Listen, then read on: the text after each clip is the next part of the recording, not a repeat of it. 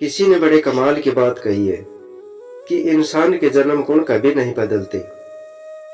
गंगा नदी किनारे एक तपस्वियों का आश्रम था। वहां याज्ञवल्क्य नाम के मुनि रहते थे। मुनिवर एक नदी के किनारे जल लेकर आचमन कर रहे थे कि पानी से भरी हथेली में ऊपर से एक चूहिया गिर गई। उस चूहिया को आकाश में बाज लिए जा रहा था। उसके पंजे से छूटकर वह नीचे गिर गई। मुनि ने उसे पीपल के पत्ते पर रखा और फिर गंगा जल में स्नान किया। चूहिया में अभी प्राण शेष थे। उसे मुनि ने अपने प्रताप से कन्या का रूप दे दिया और अपने आश्रम में ले आए। मुनि पत्नी को कन्या अर्पित करते हुए मुनि ने कहा कि इसे अपनी ही लड़की की तरह पालना। उनकी अपनी कोई संतान नहीं थी, इसलिए मुनि पत्नी ने उनका लालन पालन बड़े प्रेम से किया। 12 वर्ष तक वह उनके आश्रम में पलती रही। जब वह विवाह योग्य अवस्था की हो गई तो पत्नी ने मुनि से कहा, हे नाथ, अपनी कन्या अब विवाह योग्य हो गई है, इसके विवाह का प्रबंध कीजिए। मुनि ने कहा, मैं अभी आदित्य को बुलाकर इसे उसके हाथ सौंप देता हूँ। यदि इसे स्वीकार होगा तो उसके साथ विवाह कर लेगी, अन्यथा नहीं। मुनि ने यह त्रिलोक का प्रकाश देने वाला सूर्य पति रूप से स्वीकार है।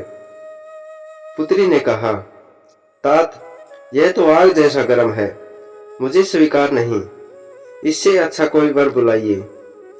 मुनि ने सूर्य से पूछा कि वह अपने से अच्छा कोई वर बतलाए। सूर्य ने कहा, मुझसे अच्छे मेघ हैं जो मुझे ढककर छिपा लेते हैं। मुनि ने मेघ को बुलाकर पूछा, क्या यह तुझे स्वीकार है? कन्या ने कहा, यह तो बहुत काला है, इससे भी अच्छे किसी वर को बुलाओ। मुनि ने मेघ से भी पूछा कि उससे अच्छा कौन है? मेघ ने कहा, हमसे अच्छी वायु है जो हमें उड़ाकर दिशा दिशाओं में ले जाती है। मुनि ने वायु को बुलाया और कन्या से स्वीकृति पूछी।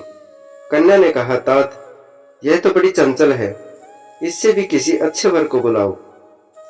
मुनि ने वायु से भी पूछा कि उससे अच्छा कौन है? वायु ने कहा, मुझसे अच्छा पर्वत है जो बड़ी से बड़ी आंधी में भी स्थिर रहता है। मुनि ने पर्वत को बुलाया तो कन्या ने कहा, तात, यह तो बहुत कठोर और गंभीर है, इससे अधिक अच्छा कोई वर बुलाओ। मुनि ने पर्वत से कहा कि वह अपने से अच्छा कोई वर सुझाए। तब पर्वत ने कहा, मुझसे अच्छा चूहा है जो मुझे तोड़कर अपना बिल बना लेता है। मुनि ने तब चूहे को बुलाया और कन्या से कहा, पुत्री, यह मुस्कराज तुझे स्वीकार हो तो इससे विवाह कर लो। मुनि कन्या ने मुस्कराज को बड़े ध्यान से देखा। प्रथम दृष्टि में ही वह उस पर मुग्ध हो गई और बोली, मुझे मूषिका बनाकर मुस्कराज के हाथ सौंप दीजिए।